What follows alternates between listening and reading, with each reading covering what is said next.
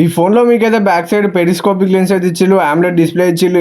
Day to day లైఫ్లో చాలా smooth ఉంటుంది. 18 lakhs ప్లస్ 100 స్కోర్ అయితే వచ్చింది. 31,000 అయితే ఉన్నది. ఈ ఫోన్ వచ్చేసి మీకైతే Vivo T4 ultra. Prices increase కాకముందే ఈ ఫోన్ అయితే కొనుక్కోండి. దీంట్లో 6.67 ఇంచెస్ AMOLED డిస్ప్లే అయితే ఇచ్చిళ్ళు. HBM బ్రైట్నెస్ అయితే 1600 నిట్స్ ఉన్నది. 5000x పీక్ బ్రైట్నెస్ అయితే ఇచ్చిళ్ళు. బెజల్స్ కూడా చాలా తక్కువ అయితే ఉన్నాయి. హ్యాప్టిక్స్ కూడా మీకైతే ప్రీమియం అయితే ఇచ్చిళ్ళు ఈ ఫోన్లో. In display finger print sensor ఇచ్చిళ్ళు.